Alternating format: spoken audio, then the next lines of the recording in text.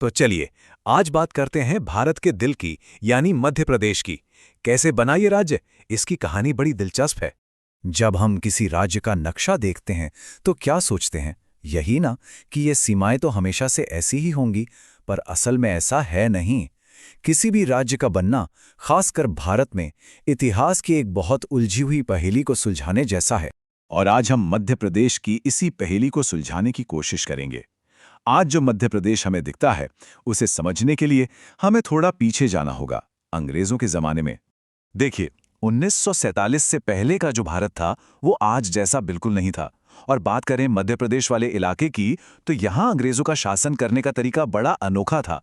उन्होंने पूरे इलाके को एक यूनिट की तरह नहीं, बल्कि दो अलग-अलग तरीकों से कंट्रोल किया हुआ था। और यही यही जो दोहरी नीति थी ना, इसी ने आज़ादी के बाद होने वाली सारी उथल-पुथल और मुश्किलों की ज़मीन तैयार कर दी थी। एक तरफ सीधा कब्जा, दूसरी तरफ राजा नवाबों के जरिए हुकूमत। इसकी शुरुआत होती है 1818 में, जब अंग्रेजों ने मराठों को हराकर इस इलाके में अपनी पकड़ बनाई। फिर आया 1857 का विद्रोह। उसके बाद तो उन्होंने कंट्रोल और भी टाइट कर दिया और सेंट्रल प्रोविंस बना दिया। और आखिर में 1936 तक बरार को भी मिला लिया। मतलब एक सदी से भी ज्यादा वक्त लगाकर उन्होंने धीरे धीरे अपना पूरा सिस्टम खड़ा किया। फिर आया 1947। अंग्रेज चले गए, लेकिन पीछे छोड़ गए एक बिखरा हुआ नक्शा। अब जो नई भारतीय सरकार बनी, उसके सामने एक पहाड़ जैसा काम था, इन सब टुकड़ों को जोड़कर एक देश बनाना। और अकेले मध्य प्रदेश के इलाके में पता है कितनी रियासतें थी? 1, 2, 10 नहीं, पूरी 79। जी हाँ, 79 छोटी बड़ी रियासतें, जिन्हें जोड़कर आज का मध्य प्रदेश बनना था। सोचिए जरा, कितना बड़ा काम होगा ये।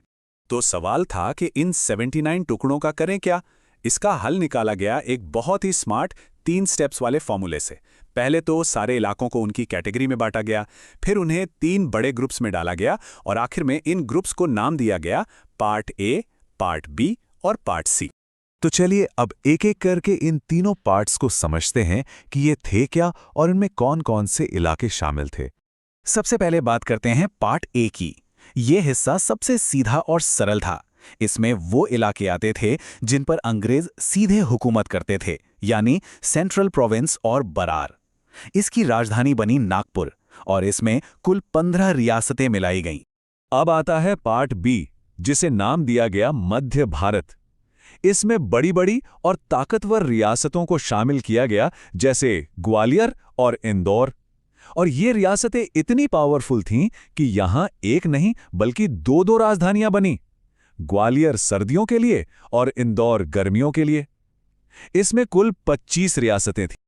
और आखिर में था पार्ट सी, विंध्य प्रदेश। इसमें बाकी बची हुई 38 छोटी-छोटी रियासतों को एक साथ जोड़ दिया गया और रीवा को राजधानी बनाया गया। तो अब पार्ट ए, बी और सी तैयार थे, लेकिन पहेली का एक बहुत जरूरी टुकड़ा अभी भी गायब था। नक्शे के एकदम बीचों बीच, भारत के दिल में ही एक ऐसा राज्य था जो कह रहा था हम भारत का हिस्सा नहीं बनेंगे, और वो राज्य था भोपाल। भोपाल के जो नवाब थे हमीदुल्लाह खां, उनका सपना था कि भोपाल एक आज़ाद देश बनेगा। वो भारत में शामिल होना ही नहीं चाहते थे और इसी वजह से भारत सरकार और उनके बीच एक जबरदस्त टकराव की स्थिति बन गई। लेकिन भोपाल की जनता भारत के साथ रहना चाहती थी। 1948 में प्रजामंडल आंदोलन शुरू हो गया। फिर जनवरी 1949 में बोरास गांव में एक दुखद घटना हुई, जिसके बाद लोगों का गुस्सा और बढ़ गया। आखिर में सरदार वल्लभ भाई पटेल के भारी दबाव के आगे नवाब को झुकना पड़ा और जून 1949 में भोपाल भी आधिकारिक तौर पर भारत का हिस्सा बन गया। तो अब देखिए, सारे टुकड़े अपनी अपनी जगह पर आ चुके थे। Part A, part B, part C और वो सबसे मुश्किल टुकड़ा भोपाल भी। अब जाकर वो नींव तैयार हुई जिस पर आज का आधुनिक मध्य प्रदेश खड़ा है। तो अगली बार जब कोई मध्य प्रदेश का नक्शा देखे, तो ये याद रखना जरूरी है कि ये सिर्फ कागज पर खींची लकीरें नहीं हैं। ये उन दर्जनों रियासतों, उन अलग अलग इतिहासों और उन संघर्षों की कहानी है जिन्हें एक साथ जोड़कर ये राज्य बना है। ये तो जैसे कई ऐतिहासिक धागों से बुना हुआ एक खूबसूरत कालीन है। और ये हमें एक बड़े सवाल पर लाकर छोड़ देता है। अगर किसी राज्य की सीमाएं इतिहास, राजनीति और लोगों की इच्छा से बनती और बदलती हैं, तो फिर क्या कोई भी नक्शा या कोई भी सीमा हमेशा के लिए स्थायी कही जा सकती है? सोचने वाली बात है ना?